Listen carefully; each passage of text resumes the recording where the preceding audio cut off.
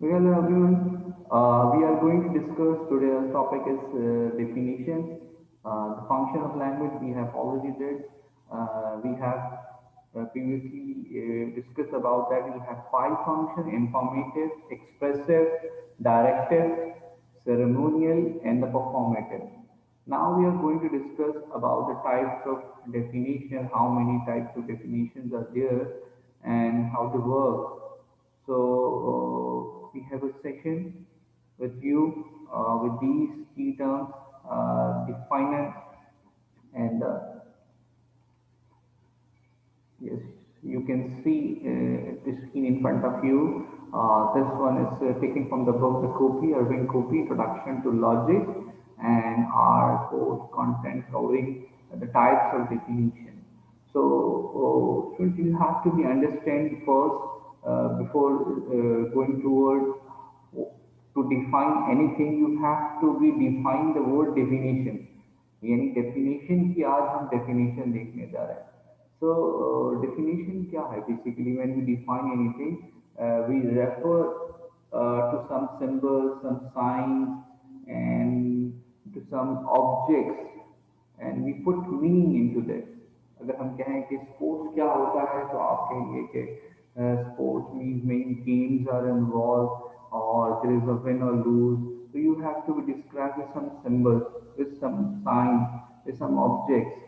ठीक है, जैसे कि यहाँ बुक में एग्जाम्पल कोड हुआ है कि जब हम चेयर को एक्सप्लेन करेंगे तो चेयर को आपने एक्सप्लेन करना पड़ेगा कि चेयर के लिए we can sit on it, we can paint है, स्ट्रक्चर है, इसका खास एक identification है. So one word define the another word. We define the words with the reference to the another words. तो डेफिनेशन के दो बड़े अहम कंपोनेंट्स हैं, पार्ट हैं. एक वो जिसको डिफाइन किया जा रहा है, एक वो जिससे डिफाइन किया जा रहा है. What does it mean? अब एक वर्ड है द चेयर, हमने कहा on which we can sit, on which we can sit, ये भी वर्ड्स एंड सिंबल्स हैं. चेयर भी और एक सिंबल है. तो डिफाइनेंडम क्या है? ये ऐसी डेफिनेशन में वो वर्ड्स एंड सिंबल्स हैं जिसको डिफाइन किया जा रहा है. अगर मैं जैसे लेक्सिकल को वर्ड डिफाइन करूंगा, मैं प्रिसाइजिंग को डिफाइन करूंगा, या मैं सिलोजिस्टिक रीजन बोलता हूँ, तो ये मैं डिफाइंडम कहलाएगा ये, क्योंकि मैं I am going to define this. अब डिफाइनम क्या है? ये वो सिंबल्स एंड ग्रुप्स हैं that is use to explain the meaning. ठीक है, जैसे मैंने कहा कि व्हाट इज क्रिटिकल थिंकिंग, तो क्रिटिकल थिंकिंग जो है वो डिफाइंडम हो गया. बट व्हेन यू एक्सप्लेन के it involve analysis, evaluating, criticising the argument, the sound argument and the unsound argument, तो ये कैसी बात हो गई? यानी आपने critical thinking is the definiendum and define the word and the symbols are used for define that word. ठीक है, अब उसी के नीचे अगर आप देखें तो हमारे पास फाइव काइंड ऑफ डेफिनेशन दी है. We have to be click letter on. The first one is stipulative, second one is lexical, the third one is precising, and fourth is theoretical, and the fifth and the final one, the persuasive. Persuasive. So what does it mean, and how we can define it? We have to be taken one by one. First, stipulative definition. The stipulative definition, you can say that you introduce a new symbol, new symbols and new signs, which never be as before you hear that word. You will define in a new way. Mostly in the science subjects, many new symbols are introduced in many technical terms and are introduced to define anything, right? जैसे कि Hawking radiation की बात करेंगे हम, तो वो Hawking के नाम से आ गए. अब जैसे जीटा, अब जीटा स्पेकुलेटिव है. जीटा किसे कहते हैं? कि बिलियन ट्रिलियन यानी 10 to the power 21 है. इसका ना योटा, जो 10 to the power 24 हो यानी ट्रिलियन ट्रिलियन जो, तो उसको जो है वो योटा कहते हैं. जीटा हमने बताया कि बिलियन ट्रिलियन को कह रहे हैं. इसी तरीके से एक और अगर आप देखें, जैप्टो. जेप्टो, और फिर ये बिलियंस ऑफ ट्रिलियंस है, लाइनोड, योक्टा। तो ये टर्मिनोलॉजी जो है वो हमने इसी तरीके से Google, a name suggested by the 9-year-old nephew of the mathematician, कि अगर 1 digit followed by the 100 zero यानी 10 to the power 100, उसको गूगल कहते हैं। अब ये लफ्ज पहले नहीं था, अब ये जब डिफाइन किया गया, उसके साथ डिनोट किया गया, तो अब जब से इसको समझा हो जाना जाएगा तो उसको इसी वर्ड के साथ समझा जाएगा। ये स्टिपुलेटिव डेफिनेशन है। इस तरह से उन्होंने एक और एग्जाम्पल दी है कि एडवर्ड कैंसलर ने जब उसको रिप्रेजेंट किया large number, the name of the now famous internet search engine is called Google. तो जो गूगल है बेसिकली ये गूगल जो था, जिसको 10 to the power 100 यानी इसकी इसकी एक जो जीरो थे, 1 digit follow by the 100 zero, तो ये 100 जीरो का लगाने तो कितनी बड़ी फिगर बनेगी, तो उसको नाम देते हैं गूगल। तो उसी से फिर ड्राइव हो गया गूगल। आज गूगल एक एक एप्लीकेशन बना हुआ एक वर्ड है, और अक्सर हम कहते हैं कि तुम उसको गूगलाइज कर लो, या तुम तो गूगल हो गए हो। तो व्हाट डज इट मीन? तो हम इस गूगल को हम इस सेंस में लेते हैं कि एक लार्ज डेटाबेस है जहाँ पे बहुत सारी इंफॉर्मेशन मौजूद है। इसी तरह अगर हम देखते हैं साइकोलॉजी के अंदर हमने जी फैक्टर नाम रखते हैं। जी मीन्स यानी जर्नल। तो जर्नल फैक्टर्स थ्योरी को नाम दे दिया, तो जी फैक्टर दे दिया, तो ये एक नया वर्ड इंट्रोड्यूस हो गया। इसी तरीके से ईक्यू, इंटेलिजेंस के लिए। तो इसी तरह जब क्वांटम फिजिक्स इंट्रोड्यूस हुई, तो उसके अंदर जो इलेक्ट्रॉन, प्रोटॉन, न्यूट्रॉन से भी छोटे स्मॉलेस्ट पार्टिकल्स हैं, उनको क्वार्क कहते हैं। तो ये टर्मिनोलॉजीज इंट्रोड्यूस हुई एग्जिस्ट नहीं कर रही थी, और ये लफ्ज इंट्रोड्यूस की। इसी तरीके से फिलॉसफी में चार्ल्स सैंडर बियर्स ने लफ्ज प्रैग्मेटिज्म को यूज किया। प्रैग्मेटिज्म होता है कि कॉन्सिक्वेंसेस, बेनिफिशियल, यूजफुलनेस के लिए। तो ये वर्ड जो है वो एक इजाद हो गया, डिफरेंट हो गया, डिस्क्राइब किया जाने लगा। इस तरह से स्पेकुलेटिव डेफिनेशन समझे एक तरह का प्रपोजल है, एक रिक्वेस्ट है, कुछ वर्ड्स की, कुछ सिंबल्स की, कुछ साइंस की, और फिर वो वही आगे जो है वो कैरी फॉरवर्ड हो जाते हैं। बहुत सिंपल था। Now we talk about the second, that is lexical definition. Lexical definition means what? You can say that where the definition is already there. जैसे कि हम स्पेकुलेटिव में we have discovered a new word to define that, but यहाँ पे वो word पहले से मौजूद है। We have to see with example that the word bird, bird means warm-blooded vertebrates, warm-blooded vertebrates with feather. अब ये एक वर्ड है, या बर्ड को अगर हम कहते हैं तो the word bird means two footed mammal. अब ये एक गलत है, मैमल तो हम कहेंगे ही उसको, ठीक है। क्या है वो वार्म ब्लडेड वर्टिब्रेट है। इसी तरीके से अगर हम लेक्सिकल डेफिनेशन में देखते हैं, और तो हम जो वर्ड यूज करते हैं तो वो हमारे पास पहले से मौजूद है। नंबर सिस्टम इन बेस 2, तो हम उसको क्या कहते हैं, बाइनरी नंबर या डुडेनम, ठीक है। इसी तरीके से जो लेक्सिकल डेफिनेशन है उसमें प्रायर मीनिंग नहीं होते, यानी इस डेफिनेशन में भी ट्रू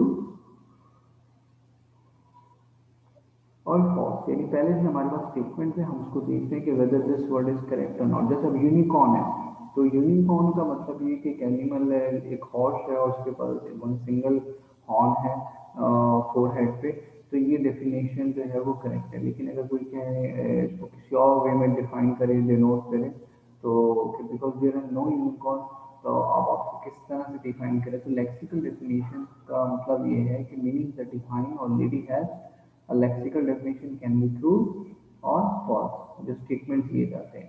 तो इसको डिफाइन करने के लिए हम बहुत सारे वर्ड इस्तेमाल करते हैं, ठीक है।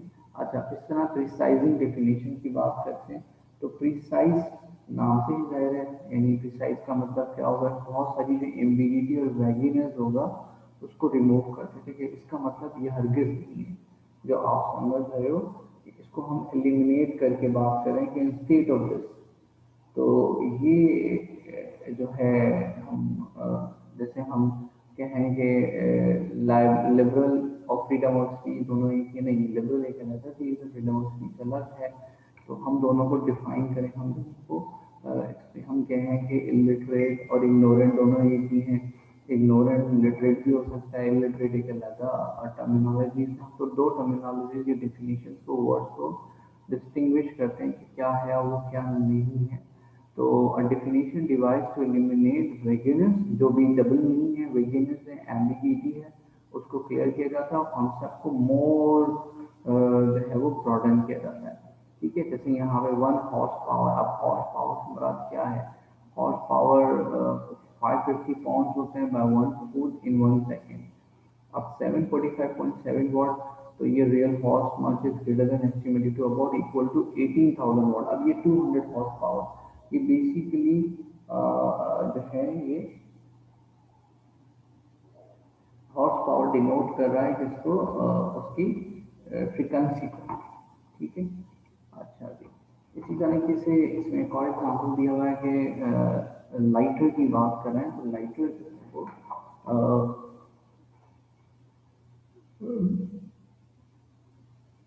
उसकी एक फ्रिक्वेंसी है कि volume of cube having edges of angle. So precise definition के अंदर हम जो चीज़ों को इस तरह से एक्सप्लेन करते हैं कि हम उसको मीटर में, लीटर में किस तरह से हम उसको एक्सप्लेन करते चले जा रहे हैं, 10 मिलियन तो इसी तरीके से और हमारे पास जो प्रिसाइज डेफिनेशन के अंदर हम ये देखते हैं कि लफ्ज़ को जो डिफाइन किया जाता है, तो जो डिफाइन डेफिनेशंस हैं वो क्लियर हो, उसके अंदर किसी किस्म की कोई एम्बिगिटी ना। थ्योरेटिकल डेफिनेशन बहुत सिंपल है, ये साइंस और फिलोसफी में मोस्ट कॉमनली यूज होती है कि जब चीज़ों को आप एलोबरेट करते हैं और डिटेल में एक्सप्लेन करते हैं। जैसे कि लफ्ज़ बोले हम प्लानट, तो हमने प्लानट को एक्सप्लोर किया कि प्लैनेट का मतलब क्या है, सिंपल बॉडीज हैं कुछ ऑर्बिट में, और 9 प्लैनेट हैं सोलर सिस्टम के अंदर, उनके ये नाम हैं। और प्लूटो है, वेनस है, सैटर्न है, और उनसे लार्जेस्ट कौन है, स्मॉलेस्ट कौन सा है। तो ये हम पूरा लफ्ज़, हम कहें लफ्ज़ गैलेक्सी, तो हम पूरी गैलेक्सी को समझाएं। जैसे उन्होंने यहाँ पे कहा डार्क प्लैनेट, जो छोटे छोटे प्लैनेट हैं, प्लूटो हो गया, सीरीज एंड ईरीज, ये छोटी छोटी सी बॉडीज हैं, इसको हम प्लैनेट ही कहते हैं। छोटा सा एक डार्क प्लैनेट को कोना सा, जिसको उन्होंने नाम दिया तो प्लूटो, सीरियस एंड ईरीज। तो ये डिफाइन किया, ये थ्योरेटिकल है, यानी पहले थ्योरी अलग थी, अब थ्योरी अलग थी। पहले थ्योरी कहती थी कि there are 9 planets in the universe, आप कहते हैं कि नहीं 9 नहीं 8 है, जो 9 था वो एक डार्क प्लैनेट, एक छोटा सा एक प्लैनेट है। इस तरह प्लैनेट क्या होता है हमें उसको डिफाइन करना पड़ेगा। एक सेलेस्टिकल बॉडी है with in the solar system, के एक सोलर सिस्टम के अंदर सेलेस्टिकल बॉडी है और वो ऑर्बिट अराउंड द सन, सन के गिर्द रोटेट कर रहा है, सफिशिएंट मास है उसका, ग्रेविटी है उसकी अपनी, और उसके बाद clear the neighbourhood around its orbit, उसके इर्द भी बहुत सारे अदर प्लैनेट्स हैं। तो ये सारे एक डेफिनेशन है, थ्योरेटिकल डेफिनेशन में हम चीज़ों को एक्सप्लेन करते हैं। जैसे कि अब यहाँ लिखा है कि सुकरात ने जस्टिस की बात किस तरह से बताई, तो प्लेटो ने अपनी किताब पब्लिक में जस्टिस को डिफाइन किया कि जस्टिस क्या है। और इसी तरीके से कि वर्च्यू की बात हो रही है, नॉलेज क्या है, वर्च्यू एथिक्स, स्पाइनोजा ने अपनी बुक एथिक्स में बॉन्डेज फ्रीडम को बताया। तो ये जो यहाँ पे थियोरेटिकल डेफिनेशन है, वो आपको जो लफ्ज़ डेमोक्रेसी है, तो क्लियर बताएंगे कि डेमोक्रेसी की मीनिंग थियोरेटिकली क्या है, डिक्शनरी मीनिंग। अच्छा, पर्सुएसिव डेफिनेशन क्या होती है? पर्सुएसिव डेफिनेशन जो अक्सर पॉलिटिकल आर्ग्यूमेंट में इस्तेमाल होती है, जिसमें चीज़ों को अपने इमोशंस के साथ एक्सप्लेन किया जाता है।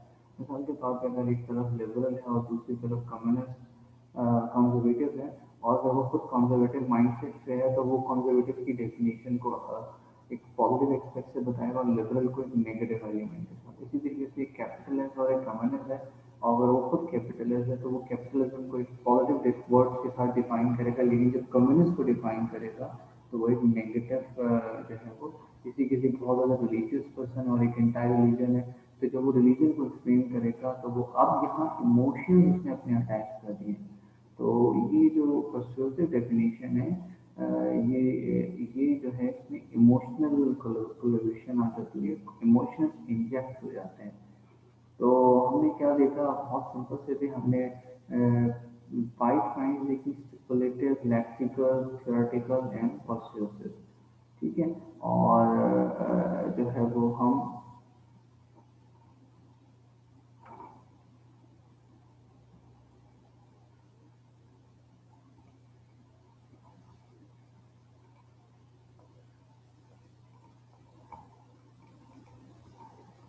ठीक है, इसको हम एक तो और रिव्यू भी करते हैं। ठीक है।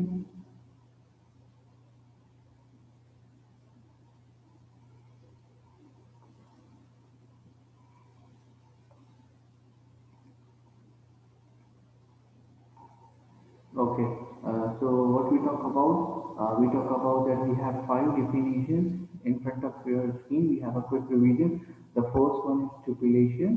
The stipulation means a new symbol is introduced, which is not ever before, and one word referred to the another new word.